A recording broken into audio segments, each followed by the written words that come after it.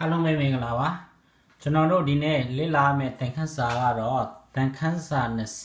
23ပထမဆုံးကျွန်တော်တို့သိရမယ့်ဟာကတော့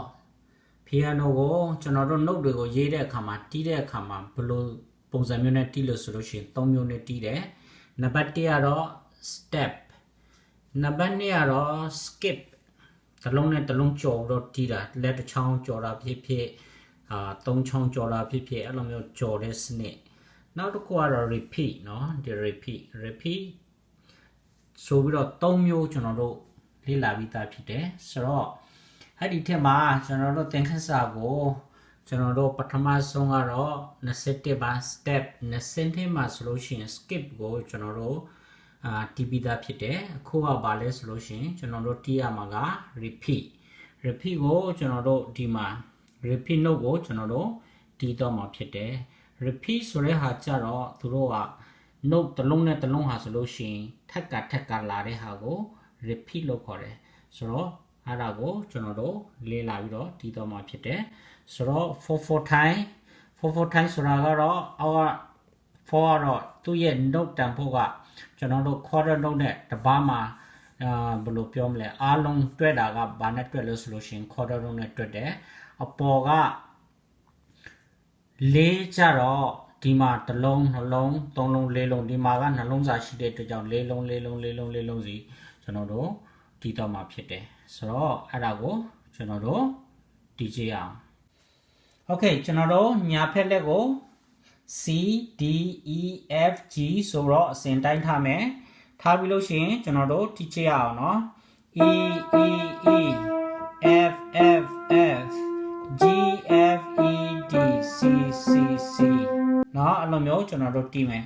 ဆိုတော့နောက်တစ်ခါပြန်တီးမယ် E F F G F E D C C C အဲ့လိုမျိုးကျွန်တော်တို့တီးမယ်ဘေးဖက်ကလည်းကျွန်တော်တို့တီးချင်မယ်เนาะဘေးဖက်ကတီးတဲ့အခါမှာကျတော့ C D E F G ဆိုတော့အားလုံးအစဉ်တိုင်းလောက်ထားပါဘာလို့ရှိရင်နောက်တစ်ခုက E ရနဲ့စတီးမယ်เนาะ E ရနဲ့စတီးမယ် E F F G F E D C C C အဲ့လိုမျိုးတီးတယ်ဆိုတော့ပြန်တီးမယ် E F F G F E D C C C အဲ့လိုမျိုးကျွန်တော်တို့တီးမှာဖြစ်တယ်ဆိုတော့လက်နှစ်ဖက်နဲ့ကျွန်တော်တို့တီးကြည့်အောင်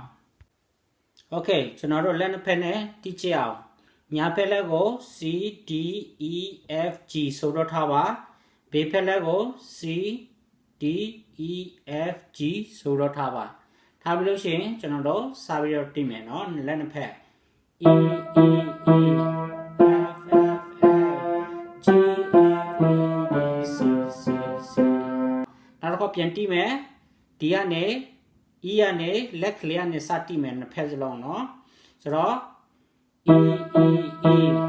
F F G F E D C C C E F F G F E D C C C အဲ့လိုပဲ